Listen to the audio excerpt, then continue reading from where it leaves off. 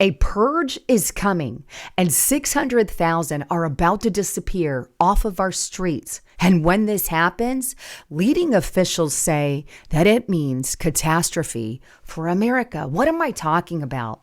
Well, I'm talking about the very heartbeat of our country, and that is our truck drivers. You see, without them, our shelves would go empty. We wouldn't have our everyday groceries and products on our shelves. Not only that, but fuel wouldn't reach your gas station, and shopping would come to a screeching halt. Not to mention, medical supplies wouldn't be delivered on time to your hospitals.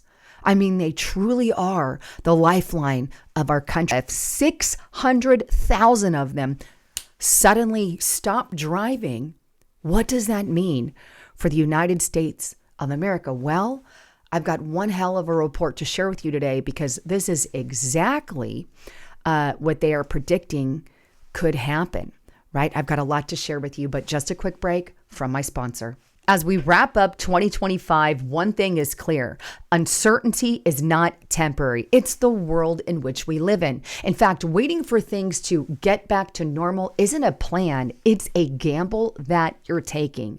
And that's why Noble Gold Investments helps everyday Americans like yourself protect what they've built with real gold and silver that hold value when everything else falls apart. So this holiday season, I want you to remember the best gift that you can give your family or a loved one is the gift of gold, silver, and precious metals. In order to do that, I want to encourage you guys, go to lisahavengold.com, fill out this information, and they're going to send you a free wealth protection kit. It's got valuable, awesome information.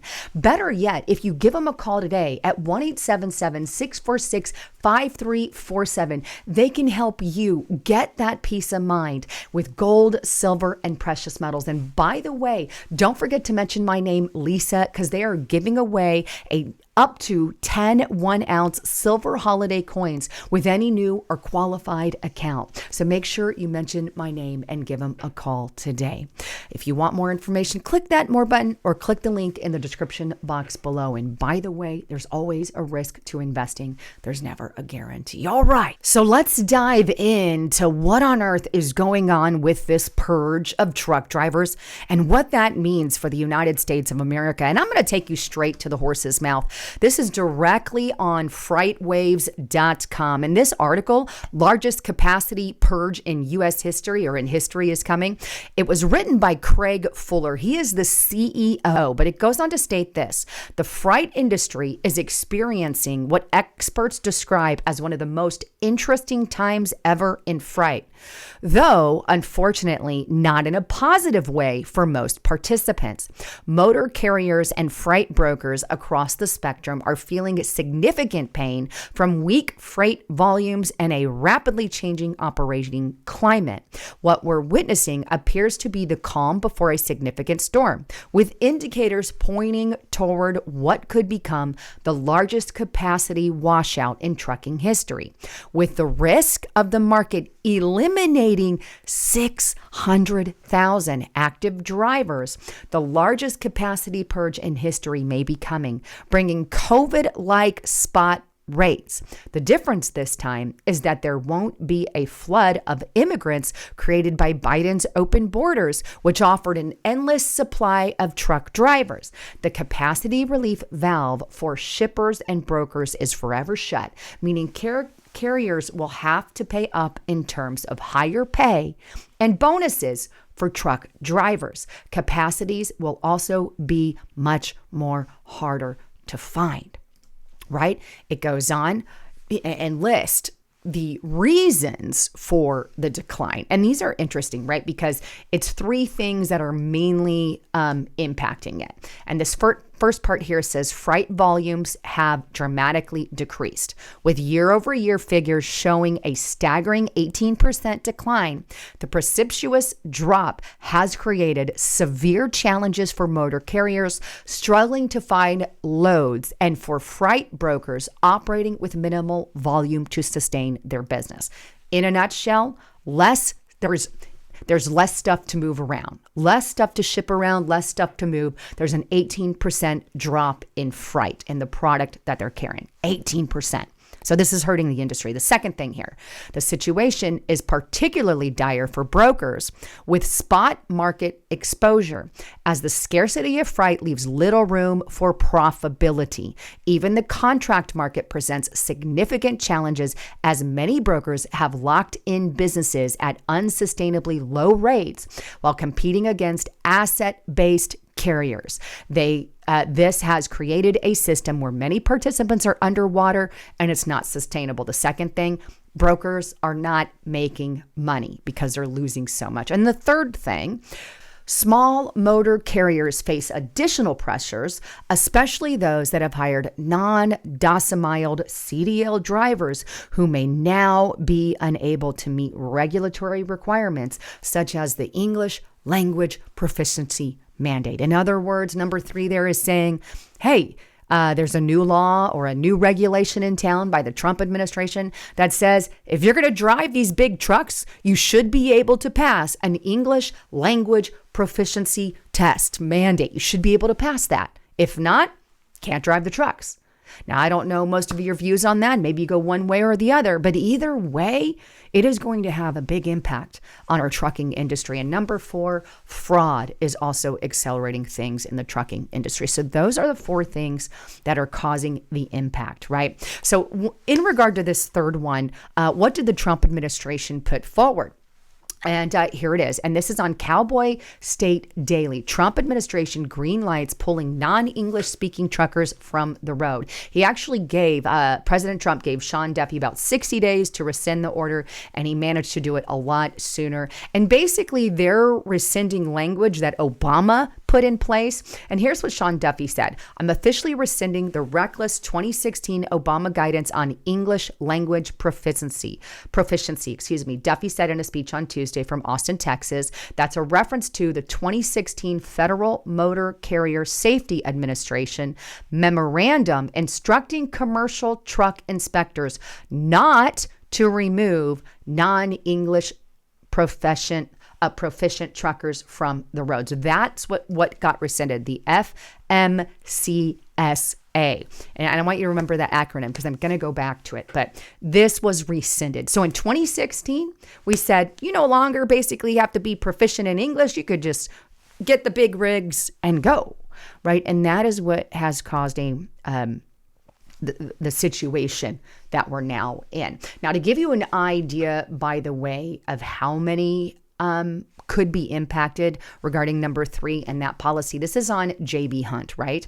Immigration policy and enforcement impact on the U.S. commercial driver supply. And this is very recent, October 28th, 2025. And here's what it says. Recent changes in U.S. immigration policy and enforcement, especially regarding non-domiciled commercial driver's licenses and English language proficiency, are expected to remove between 5 to 12% of CDL holders. That's anywhere between 214,000 drivers to 437 from the U.S. supply chain over the next 2 to 3 years. This contraction, combined with a prolonged freight recession and limited carrier investment, is building a wave of risk that could restrict capacity and increase cost for shippers. So we're talking about a massive impact to our drivers, but I'm going to be more specific in a minute because the next question then becomes, well, how many are driving right now and what percentage is that? And you're going to find out it's rather large. But it goes on to state that the FMCSA, that's the thing that Obama had in place, right? They estimate that 97% of the current 200,000 non-domiciled CDL holders will be unable to satisfy the new requirements, right? Remember, Obama put FMCSA, that verbiage in there in 2016. And now they're saying that, well, 97% of those people that applied under that rule will not be able to pass the test. 97% of 200,000, leading to a likely exit from the industry over the next 1 to 3 years.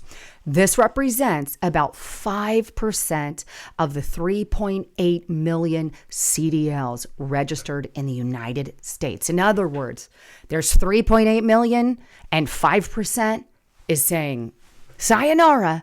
So what does that look like? Well, I plugged it into Grok It gives you an easier estimate than a calculator. But basically, 3 out of every 19 drivers is going to exit. 3 out of 19, or 15.79%. We're just going to round that up to 16%. 16% of the workforce. That's massive.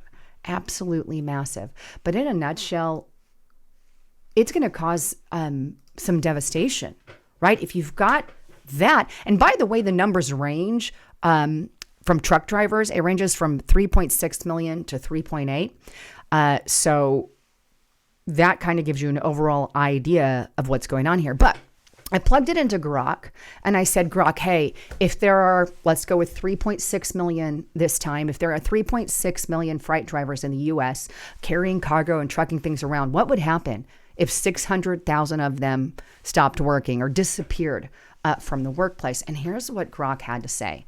3.6 million freight drivers represent the backbone of U.S. goods and transportations. According to the American Trucking Association, they move about 71% of freight by weight and generate $800 billion in revenue. A sudden stoppage of about 600,000 drivers, about 16.7% of the workforce, or 15.7 depending on your number, would disrupt about 1.7 billion tons of annual freight.